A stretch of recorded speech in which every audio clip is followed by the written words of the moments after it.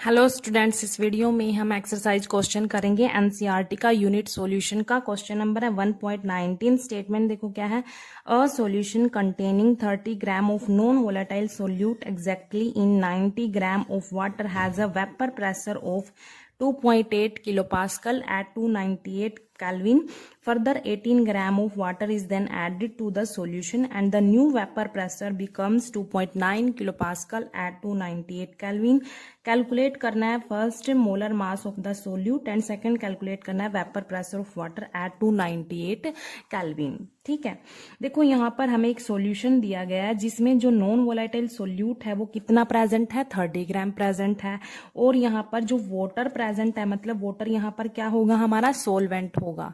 Water क्या होगा, solvent होगा। और वो कितना प्रेजेंट है उस सॉल्यूशन में, 90 ग्राम प्रेजेंट है। और इस सॉल्यूशन का जो वेपर प्रेशर होगा वो 2.8 किलो पास्कल होगा। ठीक है, यहाँ पर लिख लेते हैं हम। यहाँ पर देखो जो हमारे पास, पहले ये लिख लेते हैं कि जो हमारे पास नॉन वोलेटाइल सोल्यूट है, नॉन वोलेटाइल सोल्यूट है, उसको हम बोलेंगे कंपोनेंट बी बोलेंगे। आपकी मर्जी ए बोलो या बी बोलो, ठीक है। और जो हमारे पास वाटर है उसको बोलेंगे हम कंपोनेंट ए।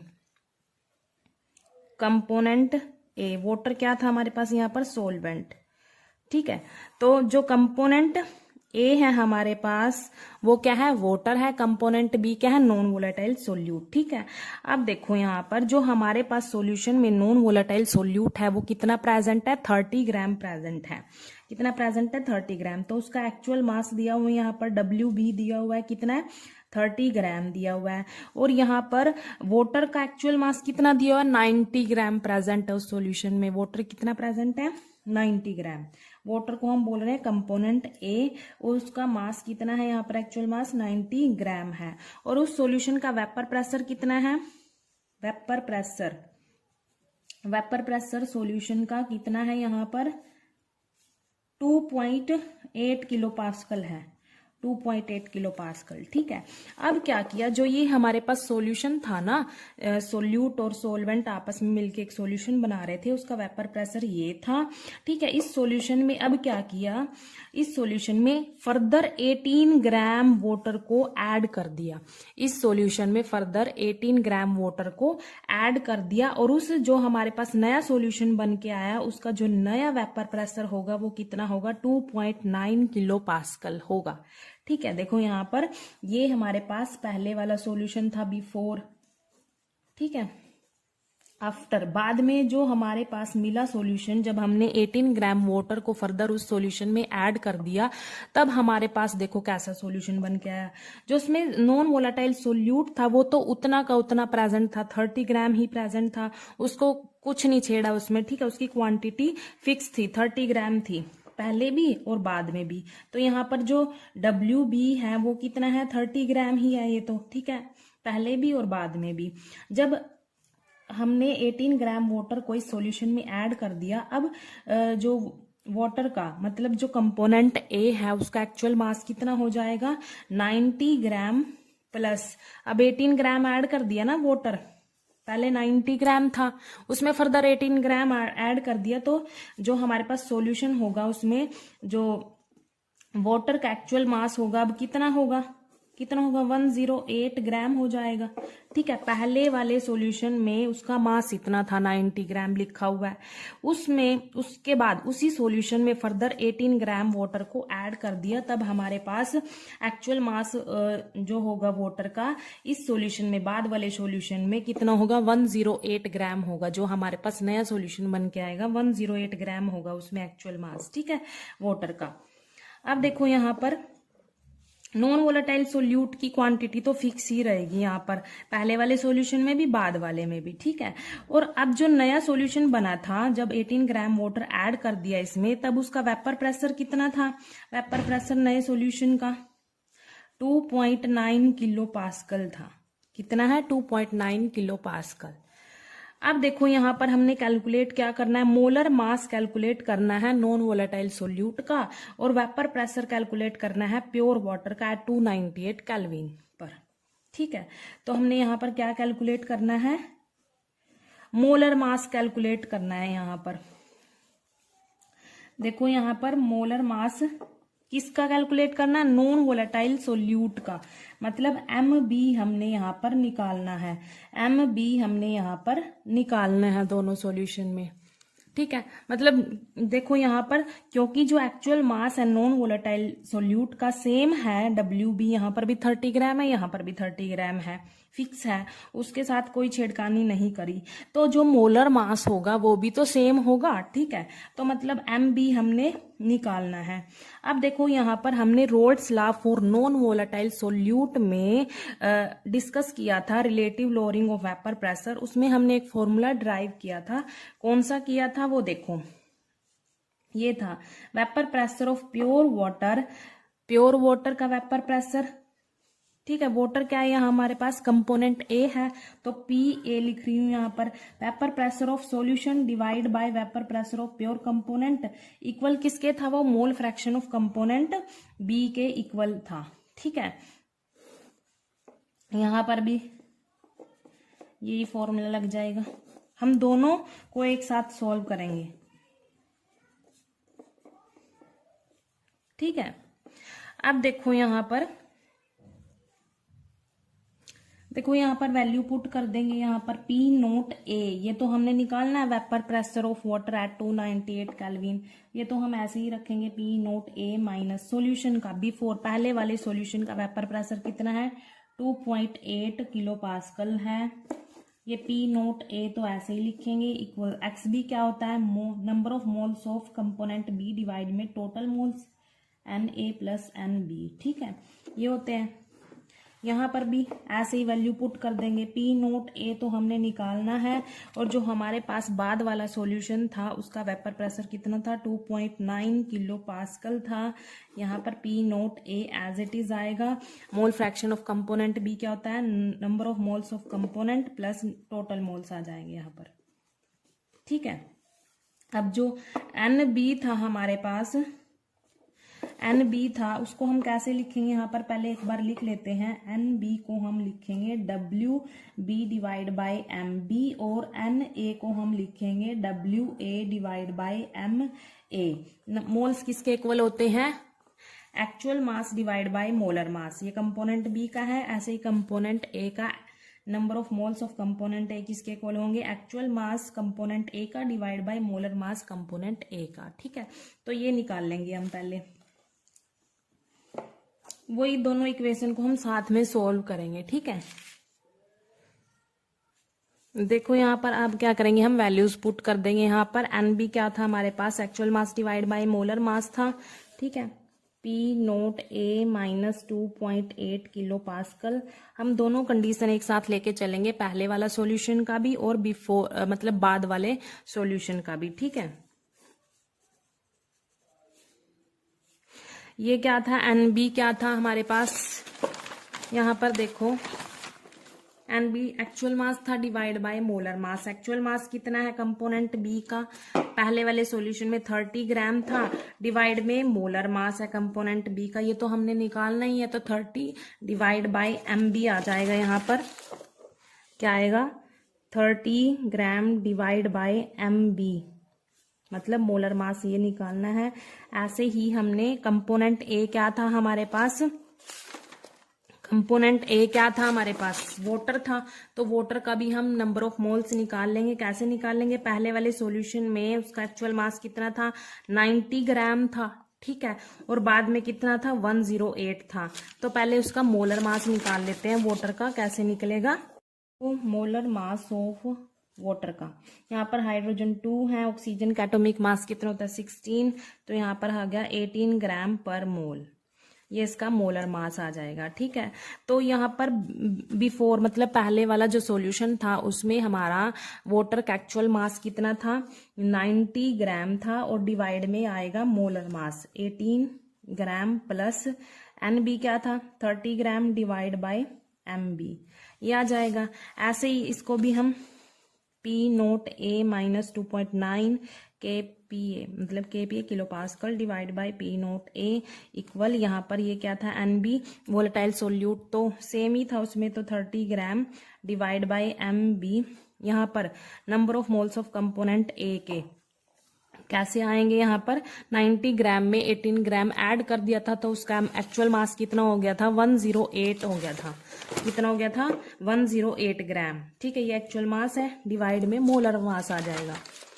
तो यहाँ पर एक्चुअल मास 108 ग्राम डिवाइड बाय 18 ग्राम पर मोल प्लस 30 ग्राम डिवाइड में MB।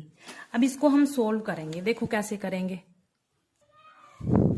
देखो अब इसको सोल्व करेंगे, इसको हम ऐसे लिख सकते हैं P naught A divide by P naught A minus 2.8 kilo pascal divide by P naught A equal किसके आएगा, 30 ग्राम डिवाइड में molar mass of component B। और इसको हम सोल्व करेंगे तो कितना आएगा, 5 ग्राम आ जाएगा, ये से कैंसिल हो जाएगा ना, प्लस 30 ग्राम डिवाइड में molar mass of component B। ठीक है, ऐसे ही हम इसको सोल्व करेंगे। इसको कैसे लिख सकते हैं, P नोट A डिवाइड में P नोट A, इसको ओपन करके लिख लिया ना यहाँ पर 2.9 kilo pascal divide by P naught A। हम देखो पहले वाले सॉल्यूशन को भी साथ में लेके चल रहे हैं, उसको सोल्व कर रहे हैं, और बाद वाले सॉल्यूशन को भी इकट्ठा ही हम सोल्व कर रहे हैं। यहाँ पर 30 gram divide by molar mass of component भी, इसको भी हम सोल्व करेंगे तो 6 ग्राम आ जाएगा। यहाँ पर ये ग्राम पर मोल है, ग्राम से ग्राम कैंसिल हो जाएगा यहाँ पर। ठीक है, ग्राम से ग्राम कैंसिल हो जाएगा, यहाँ पर मोल रह जाएगा, mole mole plus 30 gram divide by molar mass of component B। अब देखो यहाँ ये कैंसिल हो जाएगा, ये भी कैंसिल हो जाएगा ऐसे यहाँ पर। तो यहाँ क्या रह गया, 1 minus 2.8 kilo pascal divide by P naught A equals to 30 gram divide by molar mass of component B। यहाँ पर 5 plus 30 gram divide by component B। यहाँ पर भी क्या रह गया, 1 minus 2.9 kilo pascal divide by PA equals to 30 gram divide by molar mass of component B। 6 plus 30 gram divide by molar mass of component B। ठीक है, अब क्या करेंगे हम, देखो यहाँ पर पहले इसका यहाँ पर एलसीएम ले लेते हैं।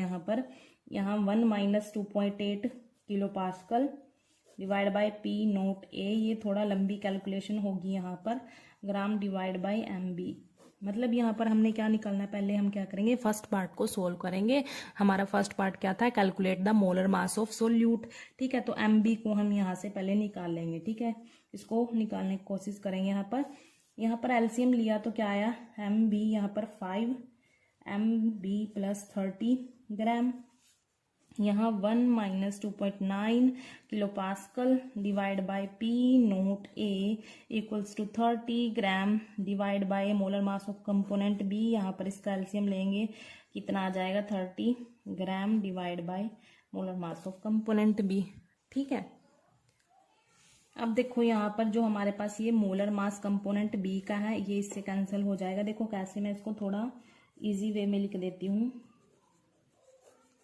P नोट A किसके इक्वल आएगा, इसको हम 30 ग्राम डिवाइड बाय MB, ये ऐसे था। ठीक है, ये जो नीचे है डिवाइड में, ऊपर मल्टीप्लाई में चला जाएगा। यहाँ पर 5 MB प्लस 30 ग्राम, देखो ये MB से MB कैंसिल हो गया। ऐसे ही यहाँ पर होगा 1 minus 2.9 kilo pascal P naught A equals to, यहाँ पर भी हम ऐसे ही करेंगे, डिवाइड बाय MB मल्टीप्लाई, ये उधर मल्टीप्लाई में चला जाएगा है ना, यहाँ पर डिवाइड में है ना, ये MB डिवाइड 6 MB प्लस 30 ग्राम, MB से MB कैंसिल हो जाएगा। यहाँ पर इसको हम 1 माइनस 2.8 किलो पास्कल आ गया ये, P naught A equals to क्या आ गया, 30 gram divide by MB plus 30 gram, ये आ गया। यहाँ पर भी ऐसे ही 1.9 kilo pascal P naught A equal 30 gram divide by 6 MB plus 30 gram, ये आ गई हमारे पास इक्वेशन। ठीक है, अब देखो इनको फर्दर हम सोल्व करेंगे। देखो जो ये पास्कल मतलब जो ये वाली टर्म है ना, इसको हम एक साइड लेके चले जाएंगे। जो ये एम बी वाली टर्म है, इसको हम एक साइड लेके जाएंगे। ये इधर प्लस में उधर माइनस में आ जाएगी। 30 gram divide by M B plus 30 gram. इधर ये चीज माइनस में है, इधर प्लस में आ जाएगी, इक्वल से इधर 2.8 kilo pascal divide by P naught A. ठीक है, ऐसे ही यहाँ पर भी ये इधर प्लस में इधर माइनस में आ जाएगी। 30 gram divide by 6 M B plus 30 gram. ये इधर माइनस में इधर प्लस में आ जाएगी 2.9 kilo pascal divide by P naught A. ठीक है, इसको हम यहाँ पर देखो इसका एलसीएम लेंगे, यहाँ पर भी यहाँ एलसीएम लेंगे। ठीक है, देखो यहाँ पर मैंने क्या किया, एलसीएम ले लिया यहाँ पर इन दोनों इक्वेशन का। यहाँ पर इसका भी एलसीएम ले लिया, यहाँ पर भी ले लिया। ठीक है, दोनों सॉल्यूशन को हम साथ में लेके चल रहे हैं, दोनों को इकट्ठा सोल्व कर रहे हैं ताकि लंबी वीडियो न जाए। ये पहले वाला सॉल्यूशन है हमारे पास और ये बाद वाला सॉल्यूशन का है, जो जिसमें 18 ग्राम ऐड कर दिया था ना, इस सॉल्यूशन में 18 ग्राम ऐड कर दिया था, तब ये सॉल्यूशन कैसा बन के आया था उसका ये डाटा है, उसको हम सोल्व कर रहे हैं। ठीक है, यहाँ से हम क्या करेंगे, दोनों इक्वेशन को एक इससे हमें इक्वेशन मिलेगी, एक इस सॉल्यूशन से पहले वाले सॉल्यूशन से इक्वेशन मिलेगी। दोनों इक्वेशन को हम यूज करके क्या करेंगे, मास निकाल लेंगे, मोलर मास सोल्यूट का। ठीक है, तो अब देखो इसको फर्दर सोल्व करेंगे। यहाँ पर मैंने एलसीएम ले लिया था, तो यहाँ पर 30 से 30 कैंसिल हो जाएगा, यहाँ पर ऐसे ही यहाँ पर कैंसिल हो जाएगा। तो यहाँ क्या आएगा, 5 molar mass of component B divide by 30 plus 5 molar mass of component B divide by 2.8 kilo pascal divide by P naught A. यहाँ पर भी ऐसे ये 6 molar mass of component B 30 plus 6 molar mass of component B 2.9 kilo pascal divide by P naught A. ठीक है, अब देखो यहाँ पर अब क्या करेंगे, देखो ये हमारे पास एक इक्वेशन आ गई फर्स्ट और ये आ गई मान लो सेकंड इक्वेशन। ठीक है, अब क्या करेंगे, हम इस इक्वेशन को इससे डिवाइड कर देंगे। डिवाइड लिख लेते हैं यहाँ पर, divide equation second by first. ठीक है, तो सेकंड इक्वेशन क्या है हमारे पास, ये वाली है। इसको ऐसे लिखेंगे 2.9 के P A divide by P naught A. ये किससे डिवाइड होगी, फर्स्ट वाली से। इसके डिवाइड में क्या आएगा,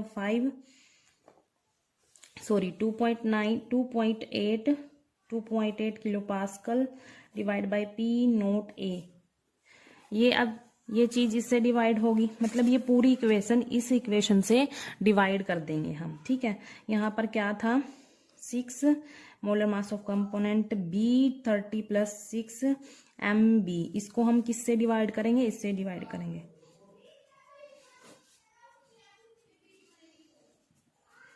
ठीक है, इससे कैंसिल हो जाएगा यहाँ पर। अब यहाँ पर क्या बचेगा, 2.9 किलो पास्कल, यहाँ पर 2.8 किलो पास्कल इक्वल किसके आएगा, इसको हम रिवर्स कर देंगे, ये डिवाइड में उधर मल्टीप्लाई में चला जाएगा। इसको हम ऐसे लिख सकते हैं,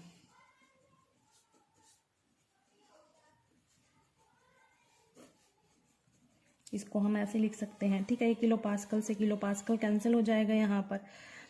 ठीक है, अब इसको सोल्व करेंगे। देखो यहाँ से जो मोलर मास ये एम बी है ये भी कैंसिल हो जाएगा, इससे क्या बचेगा, 2.9 डिवाइड बाई 2.8 इक्वल्स टू 6। ये मल्टीप्लाई में है ना, 30 plus 5 molar mass of component B, यहाँ पर ये 30 plus 6 molar mass of component B multiply में 5। देखो यहाँ पर सिर्फ हमारे पास एक वो वैल्यू रह गई मोलर मास ऑफ बी, ये हमने निकालनी है। ठीक है, ये तो हमने कैंसिल कर दिया ना, पी नोट ए कैंसिल कर दिया। तो क्या करेंगे, हम यहाँ पर क्रॉस मल्टीप्लाई कर देंगे। ठीक है, यहाँ से हम एम बी की वैल्यू निकाल देंगे। देखो अब क्रॉस मल्टीप्लाई करने पे क्या आएगा हमारे पास, 2.9 multiply 5 30 plus 6 M B equal किसके आ जाएगा, 2.8 multiply 6 multiply 30 plus 5 M B के इक्वल आ जाएगा। यहाँ पर देखो ये क्या किया हमने, इधर क्रॉस मल्टीप्लाई कर दी। ठीक है, अब इसको हम सोल्व करेंगे। देखो क्या आएगा, 14.5 आ जाएगा, मल्टीप्लाई 30 प्लस 6 MB इक्वल किसके आएगा 16.8 मल्टीप्लाई 30 प्लस 5 MB के इक्वल आ जाएगा ये। इसको हम फर्दर सोल्व करेंगे तो कितना आएगा हमारे पास, ये आएगा 435 plus 87 MB equal 504 plus 84 MB। ये हम जो MB वाली टर्म है इनको हम एक साइड लेके आ जाएंगे, ये इधर प्लस में माइनस में आ जाएगी, यहाँ पर ये 504 ये प्लस में इधर माइनस में आ जाएगा, यहाँ क्या आएगा 3 MB आ जाएगा। 69 MB की ये वैल्यू हमने निकालनी है, कितनी आएगी 23। ये हमारे पास क्या आ गया, मोलर मास आ गया कंपोनेंट बी का। कंपोनेंट बी क्या था, नॉन वोलेटाइल सोल्यूट था।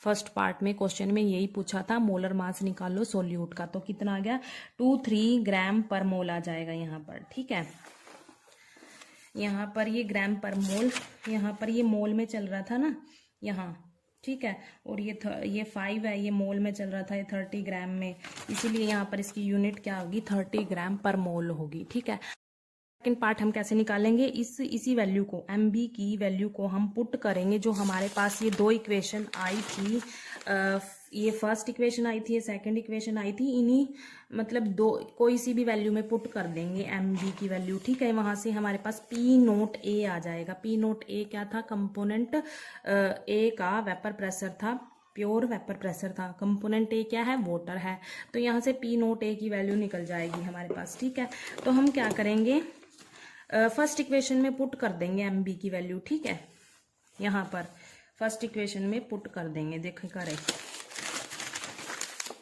तो सेकंड पार्ट क्या निकालना है हमने, वेपर प्रेशर निकालना है वाटर का, ये फाइंड आउट करना है। तो हमारे पास दो इक्वेशन थी, उसमें हमने मान लो फर्स्ट इक्वेशन में हम पुट कर रहे हैं, तो फर्स्ट इक्वेशन हमारे पास क्या थी 2.8 divide by P0A equals to 5 MB divide by 30 plus 5 MB थी। ये हमारे पास फर्स्ट इक्वेशन थी। आप चाहे तो सेकंड इक्वेशन में भी इसको पुट कर सकते हैं, आपकी मर्जी। तो इस इक्वेशन को हम ऐसे भी लिख सकते हैं 2.8 इक्वल्स टू 30 प्लस 5 MB, ताकि हमें आसानी रहे इसको सोल्व करने में। ठीक है, यहाँ पर देखो अब MB की वैल्यू हम पुट कर देंगे जो हमने फर्स्ट पार्ट में निकाल ली थी, ये molar mass non volatile solute का। P0A divide by 2.8 equals to 30 plus 5 multiply 23 थी इसकी। ठीक है, ग्राम पर मोल, डिवाइड में क्या था 5 MB था। ठीक है, यहाँ पर हमने क्या निकालना है, P0A निकालना है। P0A यहाँ पर इसको सोल्व कर लेते हैं, 2.8 इक्वल्स टू 30 प्लस इसको सोल्व करके क्या आएगा 115 डिवाइड बाय, यहाँ पर भी तो थी ना, यहाँ पर हमने पुट नहीं करी, MB की वैल्यू कितनी थी 23, इसको भी हम सोल्व कर लेंगे, कितना आएगा 115 आ जाएगा। ठीक है, अब P0A ये देखो इधर 2.8 है, इसको हम सोल्व करेंगे तो 145 डिवाइड में 115। ठीक है, यहीं पर सोल्व कर लेते हैं इसको, क्या करेंगे क्रॉस मल्टीप्लाई कर लेंगे, P0A multiply 115 equals to 145 multiply 2.8। ठीक है, अब हमने निकालना क्या है, P0A निकालना, इसको एक साइड रखेंगे, ये इधर मल्टीप्लाई में डिवाइड में आ जाएगा, 2.8 डिवाइड बाई 115, इसको हम सोल्व करेंगे, कितना आएगा 406 115 P0A। तो यहाँ से P0A की वैल्यू क्या आएगी हमारे पास 3.53 आ जाएगी। ये हमारे पास सेकंड पार्ट की वैल्यू आ गई, जो क्वेश्चन में पूछा था ना सेकंड पार्ट में, vapour pressure of water at 298 kelvin temperature पर। तो ये हमारे पास vapour pressure of component A आ गया। कंपोनेंट A क्या था हमारे पास, वाटर था, उसका वेपर प्रेशर हमने निकाल लिया, 3.53 आ गया इसका वेपर प्रेशर। ठीक है, यहाँ पर ये इसका वेपर प्रेशर आ गया।